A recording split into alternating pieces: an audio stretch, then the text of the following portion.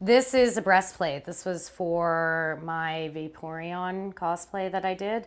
Cosplayer Andy Ray is showing us one of her costumes, a water-type Pokemon. All of the scales, hand sculpted, even the gems and everything. I actually cast those out of resin. I made the molds out of silicone and then used resin casting, dyed them and painted them.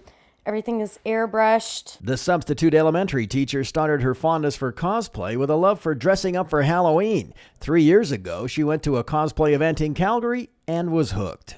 It's not just dressing up in a costume and just running around. It's, just a form of self-expression. It's a form of love for the series, for the fandom, for the game, for the comic, for whatever. People put months and, sometimes years into the creation of these things. This level of detail that I put into stuff and making sure everything is really perfect is about my love for representing the art. It's because I truly cry over this stuff and bleed and love it and just, heart and soul, right? In her home office, she makes her own costumes. This is what I make all of my armor out of. It's a thermoplastic material called Warbla. This is currently a belt and some hip armor. Hard and comes in big sheets, and then when you heat it up, it becomes very, very bendy. And the best part about it is that it is self-adhesive. A lot of cosplayers will use an original character, while others use a reference picture to create a costume. If you can kind of see the colors, the blue, the yellow, and the red, this is actually a battle armor Snow White from Disney. This is a staff from a video game called League of Legends. It's a character called Soraka, Dryad Soraka. Andy Ray is influenced by her favorite video games like World of Warcraft and comics and other people. Some of my friends and some people that I just admire and follow are just so incredible. And I'll see something that they do and I'm just like, oh, that's got me so pumped.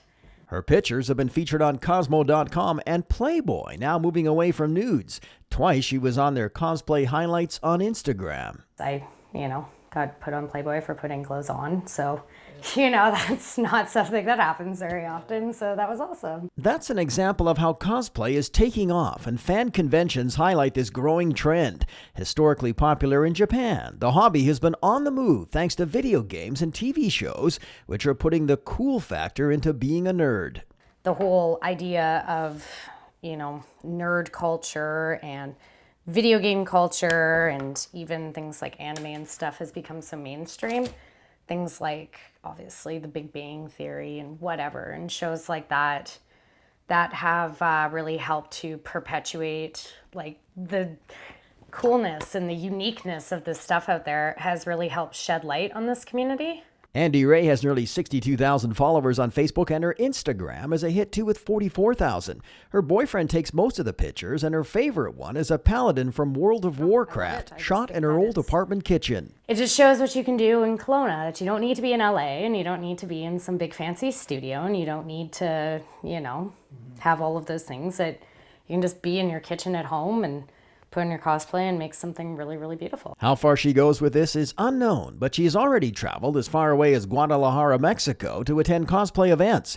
For now, she tends to take each day as it comes. I'm not expecting anything out of it. I do it for the craft, for the passion, for that kind of stuff. And anything that kind of happens along the way is just awesome, little bonuses, right?